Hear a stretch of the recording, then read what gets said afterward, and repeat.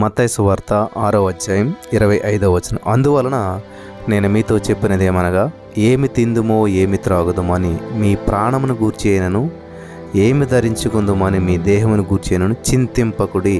స్తోత్రం దేవా. సర్వోన్నతుడా, సర్వాధికారి, ఈ సమయంలో నీ యొక్క వాక్యాన్ని ధ్యానిస్తూ ఉండగా మాతో మాట్లాడి ప్రతి వారికి వినగల చెవి, గ్రహించగల అనుగ్రహించి విత్తపడిచిన వాక్యం వ్యర్థం కాకుండా ప్రతి హృదయంలో నాటబడి ఫలించి విస్తరించి నూరంతల పంట అనుభవించినట్టు కృప చూపించమని యేసుక్రీస్తు నామములో ప్రార్థించి నమ్మి పొందుకుని నమ్మ పరమ తండ్రి, ఆమేన్. ప్రియులు గమనించాలి, ఈరోజు మనం వాక్యాన్ని ధ్యానించుకునేటువంటి విషయంలో మనం ఇక్కడ 3 విషయాలు మనం గమనించాలి. నెంబర్ 1, శరీర సంబంధమైనటువంటి చింత. నెంబర్ 2, ఆధ్యాత్మికమైనటువంటి చింత. నెంబర్ 3, చింతను జయించడం ఎలాగా. నెంబర్ 1 చూసినట్లయితే శరీర సంబంధమైనటువంటి చింత అంటే బెంగ పెట్టుకోవడం లేదా ఆందోళన చెందడం.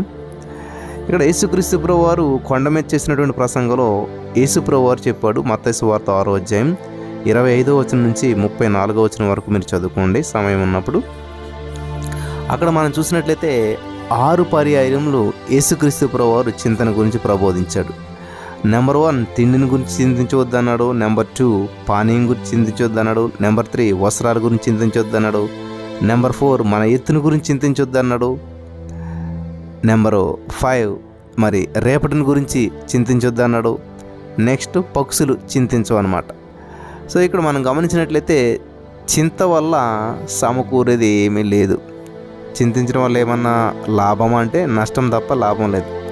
కొంతమంది చాలా తీవ్రంగా ఆలోచించి చింతించి అనారోగ్యం గురైపోతారు.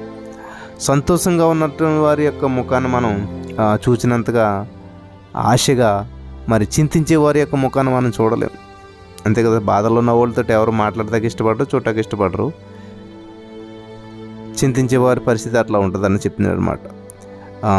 ఇంకా మనం గమనించినట్లయితే సంతోషంగా ఉన్నవాళ్ళు సంతోషం హృదయం ముఖానికి తేటనిస్తుందని బైబిల్ సెలవిస్తుంది. కానీ ఇక్కడ సంతోషించే వాళ్ళు ఇప్పుడు సమాధానంతో సంతోషంతో బాగుంటారు. కానీ ఎవరైతే చింతిస్తూ ఉంటుంటారో వాళ్ళ యొక్క ముఖం అంతా కూడా అసహ్యంగా ఉంటుందని మనకు అందరికీ తెలుసు. కాబట్టి అన్ని జనులు వీటన్నిటిని గురించి విచారిస్తారు, విశ్వాసులు వీటి విషయం ఆలోచించారని చెప్పి యేసుక్రీస్తు ప్రభువు చాలా చక్కగా ఆయన ప్రసంగం చేశాడు. చింతన గురించి కొన్ని విషయాలు మనం తెలుసుకుందాం. చింత అంట ఉయ్యాల వంటిదంట. చింతను ఉయ్యాలతో ఎందుకు పోలిస్తారంటే, ఉయ్యాల మీద మనం కూర్చుని ఊగుతూ, ఓ ఉయ్యాల నన్ను ఉయ్యూరు తీసుకుని వెళ్ళమంటే అది తీసుకుని వెళ్ళదు. ఎందుకంటే ఉయ్యాల వెనక్కి ముందుకు మనల్ని ఊపుతుందే తప్ప ఒక్క పర్లాంగ దూరం కూడా, 1 ఇంచు కూడా ముందుకి వెనక్కి తీసుకెళ్తుంది. ఆ ఉన్న ప్లేసులని ఇటు అటు అక్కడే అదే సర్కిల్లో ఊపుతుంది అన్నమాట ఉయ్యాల. కాబట్టి చింత కూడా నిన్ను ఎక్కడికి తీసుకుని పోదు, ఎక్కడికి తీసుకెళ్తారన్నమాట. చింతించే వాళ్ళు జీవితంలో ఎక్కడికి వెళ్ళలేరు, అక్కడే ఉండిపోతారు, ఉన్న స్థానంలో ఉండిపోతారు. కాబట్టి ఈ యొక్క చింతించడం ద్వారా నీ ఎత్తును మూరడు ఎక్కువ చేసుకోలేవని యేసుక్రీస్తు ప్రభువు సెలవు ఇచ్చాడు. చింతించి పొడుగు జక్కయ్య కాలేదనమాట. మత్తయి సువార్త 6:27లో చూడవచ్చు మీరు. సో దీన్ని బట్టి మనకు అర్థమైంది ఏంటంటే, చింత మిగిల్చే ప్రతిఫలం ఎప్పుడు కూడా చిన్నగానే ఉంటుంది, ఆ విధంగానే ఉంటుంది అనమాట. అందుకని చింత ఉయ్యాల లాంటిది అని అంటారు కొంతమంది. నెక్స్ట్, చింత చితి వంటిదంట. చింత జీవించి ఉన్నటువంటి వారిని అందరినీ కూడా చితి అంటే నాశనం చేస్తుంది. మరి చితి చనిపోయిన వారిని బూడిదగా మారుస్తుంది. కానీ చింత వల్ల ఏమవుతాయి అంట, వెంట్రుకలు త్వరగా తెల్లబడిపోతాయి అని వైద్యులు కూడా చెప్పారు. ఈ విషయం డాక్టర్లు చెప్పినటువంటి విషయం. హెయిర్ త్వరగా తెల్లబడతా కారణం చింత అన్నమాట. అలాగే చింత అనేటువంటిది గుండెను బలహీనపరుస్తుంది. చింత అనేటువంటిది ఆందోళన తెస్తుంది. చింతించేటువంటి వారి యొక్క శరీరంలో మార్పులు ఎక్కువగా కలుగుతాయి అన్నమాట. వీరిలో ఎక్కువ మంది మరి స్కిన్ ఎలర్జీ గురవుతుంటుంటారు.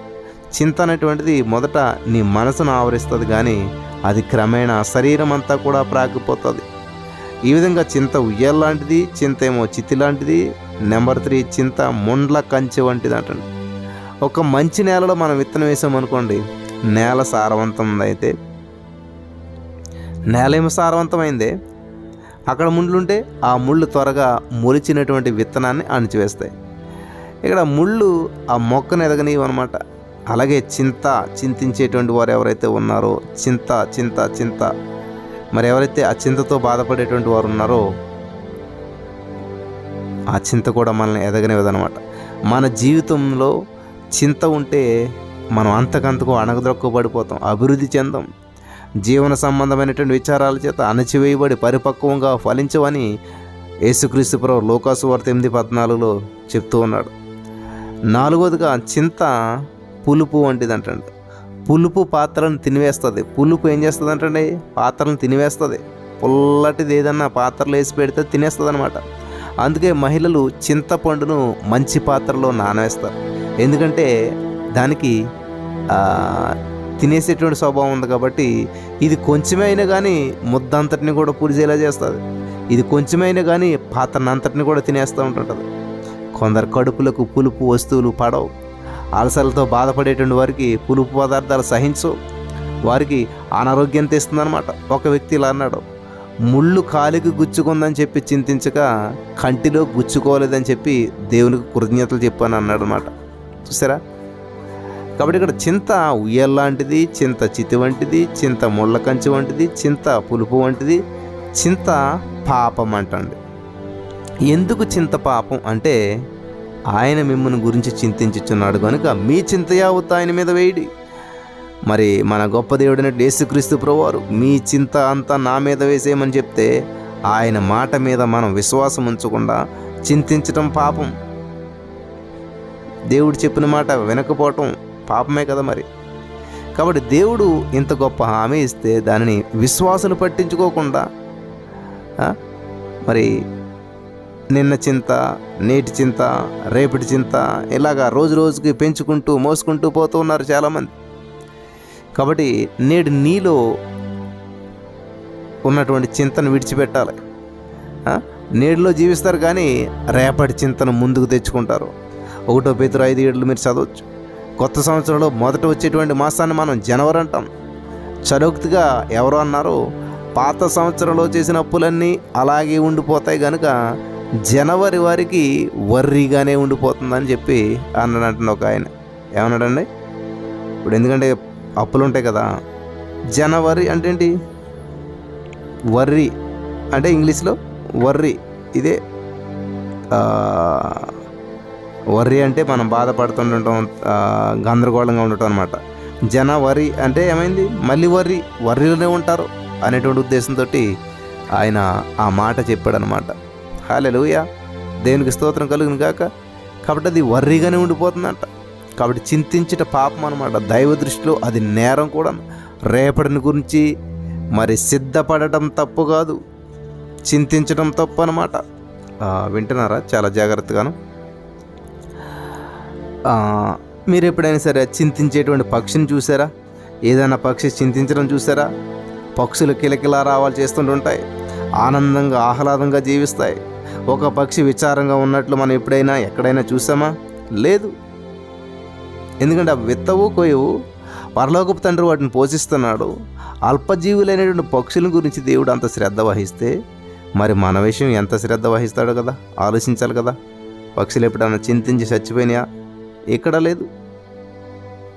కాబట్టి ఇక్కడ రేపు అనేటువంటి దినం నన్ను గూర్చి చింతిస్తుంది అని ఉంటుంది అక్కడ. ఈ సత్యాన్ని మనం చదివినప్పుడు మన హృదయం ఎంతో సంతోషిస్తుంది. రేపటిని గురించి చింతించకుడి, రేపటి దినము దాని సంగతులను గురించి చింతించును అని చెప్పి ఇక్కడ దేవుని వాక్యం సెలవిస్తుంది. రేపటి దినం దాని సంగతులను గురించి చింతిస్తుందంట. ఏనాటికి ఆనాటికి చాలును. మత్తయి సువార్త 6:34. ఈరోజు నేనేమి తినాలి, ఏమి త్రాగాలి, ఏమి ధరించాలి అని దిగులు చెందవలసినటువంటి అవసరం లేదు. వీటన్నిటిని గురించి బాధ్యత వహించమని చెప్పి రేపు అనేటువంటి రోజుకు దేవుడు ఆజ్ఞాపించాడు. నేను చింతపడనక్కర్లేదు, నాకు బదులు రేపు అనేటువంటి రోజు చింతిస్తుంది. ఇది ఎంత గొప్ప విషయం కదా, గమనించారా? 6వ విషయం, చింతించుట దేవుని ప్రేమను సంకించడం అవుతుందని. సంకించడం అవుతుంది అనమాట. క్రైస్తవ విశ్వాసులుగా మన యొక్క నమ్మకాన్ని మనం పక్కన పెట్టి చింత చేయటం, ఆందోళన చెందటం, దేవుని ప్రేమను, ఆయన వాత్సల్యాన్ని సంకించినటువంటి వారం అవుతాం. రేపటిని గురించినటువంటి విషయాలు ఆయన చూసుకుంటాడు. రేపటిని గురించినటువంటి మనం చింతిస్తూ ఉంటే విశ్వాస జీవితంలో వెనకబడతామని చెప్పేసి దేవుని యొక్క ఉద్దేశం. మీరు చింత లేనటువంటి వారే ఉండవాలని చెప్పి కోరుచున్నానని చెప్పి పౌలు గారు జ్ఞాపకం చేశాడు 1 కొరింథీ 7:32లో. హల్లెలూయా. నెంబర్ 7, చింత అల్ప విశ్వాసాన్ని తెస్తుందంటండి. చింతించడం వలన అల్ప విశ్వాసం, మత్తయి సువార్త 6:30లో మీరు చూడొచ్చు. అల్ప విశ్వాసం అంటే బొత్తిగా విశ్వాసం లేకపోవడం కాదు. కొందరికి తమ ఆందోళనలు, భయాలను జయించినటువంటి సంపూర్ణమైన నమ్మకం దేవుని మీద ఉండదు. చింత, నమ్మకం, నూనె, నీళ్ళ వంటివి అవన్నడూ కూడా కలవవు. మనం యేసుక్రీస్తు ప్రభువారు చెప్పినట్లు ఏ విషయంలోనూ చింతించకుండా జాగ్రత్తగా పడాలి. దేవునికి స్తోత్రం. ఇదంతా కూడా మరి మీరు ఇంతవరకు గమనించినట్లయితే ఇవన్నీ కూడా శరీర సంబంధమైనటువంటి చింతలు. నెక్స్ట్ ఆధ్యాత్మికమైనటువంటి చింత ఏంటంటే ఇది మంచిది. దేవునిలో, దేవుని సేవకులలో దీనిని మనం గమనించగలుగుతాం. శరీర సంబంధమైనటువంటి చింత అనారోగ్యం, ఆధ్యాత్మికమైనటువంటి చింత ఆరోగ్యం. హల్లెలూయా. ఇక్కడ నెంబర్ 1 దేవుని చింత గమనించాలి. ఆధ్యాత్మికమైన చింతలో దేవుని చింత ఏంటంటే ఆయన మిమ్మల్ని గురించి చింతించుచున్నాడు గనుక మీ చింత యావత్తు ఆయన మీద వేయడు. 1 పేతురు 5:7లో చెప్తున్నాడు. మనం చింతించవలసినటువంటి అవసరం లేదు. ఆయన మనల్ని గురించి చింతిస్తూ ఉన్నాడు. నిబ్బరంగా ఉండమని చెప్పి ఇక్కడ అభయమిస్తూ ఉన్నాడు. నెంబర్ 2 దైవజనుని చింత. ఇవియును గాక సంఘములన్నిటినీ గురించి చింతయు కలదని పౌలు భక్తుడు ఉద్బోధించాడు 2 కొరింథీ 1:28లో. పౌలు గారు ఎన్నో సంఘాలను స్థాపించాడు. ఎంతోమందిని మరి సువార్థికులుగా మరి తయారు చేశాడు. ఎంతోమందికి సువార్త ప్రకటించాడు. అభివృద్ధి చెందినటువంటి వారిని గురించి చింతించేటువంటి వాడు, అభివృద్ధి చెందే వారిని గురించి సంతోషించేటువంటి వాడు. కాబట్టి ఇది ఆధ్యాత్మికమైనటువంటిది అనమాట. అభివృద్ధి చెందకపోతే చింతించేవాడు, అభివృద్ధి చెందితే సంతోషించేటువంటి వాడు. దేవునికి ఇష్టమైనది కూడా మరి ఇది. ఫిలిప్పీలారా, మీ క్షేమం విషయమై నిజంగా చింతించువాడు అతని వంటి వాడెవడును నా యొద్ద లేడని తిమోతిని గురించి పౌలు సాక్ష్యం ఇచ్చాడు ఫిలిప్పీ 2:20లో. ఈ చింత ప్రోత్సహిస్తుంది, పురుకొల్పుతుంది. హల్లెలూయా. నెంబర్ 1 శరీరానుసరమైన చింత. నెంబర్ 2 ఆధ్యాత్మికమైన చింత. నెంబర్ 3 చింతను జయించడం ఎలాగా. ఇది చాలా ప్రాముఖ్యమైనటువంటి విషయం. చివరి అంశంలోకి వచ్చాం. మనం చివరిలోకి వచ్చేసాం. జాగ్రత్తగా వినాలి. చింతను జయించడం ఎలాగా, ఇదే పెద్ద ప్రశ్న అందరికీ. దీని విషయం పౌలు భక్తుడు ఒక గొప్ప సత్యాన్ని బోధించాడు. ఏంటా సత్యం అంటే దేనిని గురించి చింతించకడు కానీ ప్రతి విషయంలోనూ ప్రార్థన, విజ్ఞాపనల చేత కృతజ్ఞతాపూర్వకంగా మీ విన్నపాలను దేవునికి తెలియజేయండి. అప్పుడు సమస్త జ్ఞానమునకు మించిన దేవుని సమాధానం యేసుక్రీస్తు వలన మీ హృదయములను మీ తలంపులకును కావలిండును. ఫిలిప్పీ పత్రిక 4:6 దేవుడు చెప్తున్నాడు అన్నమాట. ప్రతి ప్రశ్నకు సమాధానం బైబిల్ గ్రంథంలో ఉన్నది. మీ చింత నుంచి విడుదల పొందాలంటే, మీ చింత నుంచి బయటపడాలంటే, ఏ సమస్య నుంచి బయటపడాలన్నా కూడా అద్భుతమైనటువంటి మరి కార్యాలు చేయటానికి దేవుడు సహాయం చేస్తూ ఉన్నాడు. హల్లెలూయా. దేవునికి స్తోత్రం కలుగును గాక. కాబట్టి ఇక్కడ మనకి చింతకు వీరుని గురించి పౌలు గారు ఎలాగ ప్రబోధించాడంటే 3 విషయాలు చెప్తున్నాడు. నెంబర్ 1 ప్రార్థన, నెంబర్ 2 విజ్ఞాపన, నెంబర్ 3 కృతజ్ఞత. హల్లెలూయా. ఈ 3 స్టెప్స్ చాలా ప్రాముఖ్యమైనటువంటివి. నెంబర్ 1 ప్రార్థన, నెంబర్ 2 విజ్ఞాపన, నెంబర్ 3 కృతజ్ఞత. ప్రార్థన అంటే ఏంటంటే ప్రప్రథమంగా దేవుణ్ణి అడుక్కోవడం ప్రార్థన అనమాట. మన అవసరతలు, మన ఆరోగ్య విషయాలు, మన అక్కరలు, మన కుటుంబాల విషయాలు, కుటుంబ సభ్యుల విషయాలు ఎవరికీ చెప్పకుండా పూర్వం దేవునికి చెప్పుకోవడం ప్రార్థన. విశ్వాసి ఊపిరి ప్రార్థన. ప్రార్థనలో మనం గడిపితే చింత మన చెంత ఉండదు. చింతను మరి జయించడానికి పౌలు చెప్పినటువంటి మొదటి సూత్రం ఏంటంటే ప్రార్థన. హల్లెలూయా. దేవునికి స్తోత్రం కలుగును గాక. ఆయన చెప్పినట్టు 2వ సూత్రం ఏంటంటే విజ్ఞాపన. చింతను జయించడానికి పౌలు చెప్పిన 2వ సూత్రం విజ్ఞాపన. కొంతమంది ఎల్లప్పుడూ కూడా ఇతరుల కొరకు ప్రార్థిస్తూ ఉంటారు. సంఘాల కొరకు, నాయకుల కొరకు, కాపర్ల కొరకు ఇలా విజ్ఞాపన చేస్తూ ఆత్మను పొంది ఉంటారు. ఇటువంటి ఆత్మ విజ్ఞాపన ఆత్మ అన్నమాట. హన్న ఇటువంటి ఆత్మను పొందింది. దావీదు సంతతి వారి మీదను, యెరూషలేము నివాసుల మీదను కరుణనిందించే ఆత్మను, విజ్ఞాపన చేయ ఆత్మను నేను కుమ్మరించేదను అని జకర్యా 12:10లో దేవుడు చెప్పాడు. కాబట్టి ఇతరుల కొరకు మనం మధ్యవర్తులంగా ఉండి ప్రార్థిస్తూ చింతను జయించగలుగుతాం. చివరిగా మనం చూసినట్లయితే ప్రియులరా, కృతజ్ఞత. మనం ప్రార్థించినా, విజ్ఞాపన చేసినా కృతజ్ఞతాపూర్వకంగా ఉండాలని చెప్పి పౌలు గారు ప్రబోధించాడు. దేవుడు చేసిన మేలను ప్రార్థనలో జ్ఞాపనం చేసుకోవాలి. విశ్వాసులు కృతజ్ఞత లేనటువంటి వారుగా జీవించరాదు. ప్రార్థన ద్వారా పొందుతాం, కృతజ్ఞత చెల్లిస్తాం. గతంలో దేవుడు మన ప్రార్థనలు విన్నందుకు, ఇప్పుడు వింటున్నందుకు మనకు మేలుకరమైనటువంటిది ఆయన చేయబోతున్నందుకు ఆయనకు కృతజ్ఞతాస్తుతులు చెప్పాలి. హల్లెలూయా. ఇందులో ఆనందం ఉంది. చింతను జయించినటువంటి వ్యక్తి యేసుక్రీస్తు ప్రభువారు. ప్రపంచమంతటిలో కూడా చింతను జయించినటువంటి విజయశీలుడు యేసుక్రీస్తు ప్రభువారు. మన చింతను సిలువకు కొట్టాడైన, మన చింత ఆయన భరించాడు. మీ చింత యావత్తు ఆయన మీద వేయండి అని చెప్పి ఇక్కడ ఆయనే సెలవిస్తూ ఉన్నాడు. నా మీద వేయండి అంటున్నాడు. దేవునికి స్తోత్రం కలుగును గాక. కాబట్టి ఈ రోజున ఈ మాటలు వింటున్న ప్రియమైనటువంటి సహోదరి స్నేహితులారా, ఆయన మన గురించి చింతిస్తూ ఉన్నారు. Hallelujah. Thank you Jesus. Hallelujah. Thank you Lord. కాబట్టి ఎంతవరకు ఈ మాటలు విన్నటువంటి నా ప్రియమైనటువంటి సహోదరి స్నేహితులారా, చింతిస్తున్నారా? జీవితంలో వచ్చే సమస్యలు ఏవి శాశ్వతంగా ఉండవు. కాలం ఒక కెరటం లాంటిది. ఎవరి కొరకు కూడా వేచి ఉండవు. కాలం కెరటం ఎవరి కొరకు వేచి ఉండవు. కాలం ఎప్పుడు గడుస్తూనే ఉంటుంది. కెరటం ఎప్పుడు కూడా ముందుకు పోతుంటుంది. గ్రీసు దేశస్థులు చాలా జ్ఞానులు అంటండి. మన ప్రభు వారు జీవించిన కాలంలో కొంతమంది తత్వశాస్త్రజ్ఞులు గ్రీసు దేశం నుంచి ఆయన దర్శించారు. వారి భాష నిండా చిత్రాలే. ఒక ముఖ్యమైనటువంటి సత్యాన్ని చెప్పదలుచుకున్నప్పుడు ఆ చిత్రాన్ని భాషతో పొదిగి చెప్పేటువంటి తెలివి కలిగినటువంటి వారు. ఉదాహరణకు గ్రీకుల సమయాన్ని, కాలాన్ని ఒక వనితగాను, ఆమెకు కురులు తల ముందు భాగాన్నే ఉన్నట్లుగాను చిత్రించేటువంటి వారు. అనగా కాలాన్ని ఉపయోగించుకోవాలంటే ముందు కురులతోనే దాన్ని పట్టుకోవాలి. అవి జారిపోతే వెనక పట్టుకొనుటకు దానికి కురులుండవు. అంత బోడి. అందుకే కాలం యొక్క ప్రశస్తను తెలుపుతూ catch time of the 4 lakhs అనేటువంటి నానుడి పుట్టిందనమాట. ఇంకా కాలము సముద్ర కెరటం ఎవరి కొరకు వేచి ఉండవు. Time and tide wait for nobody అనేటువంటి సామెత కూడా ఉందన్నమాట. కాబట్టి మేలు చెయ్యి, ప్రేమ కృతజ్ఞతలు ప్రదర్శించు. అవకాశాలను మనం వెంటనే ఉపయోగించుకుందాం. అవి జారిపోయిన తర్వాత శాశ్వతంగా మనకు దూరం కావచ్చు. అప్పుడు విచారించినా కూడా లాభం ఉండదు. చింతించొద్దు. కాబట్టి మీ చింత యావత్తు ఆయన మీద వేయండి.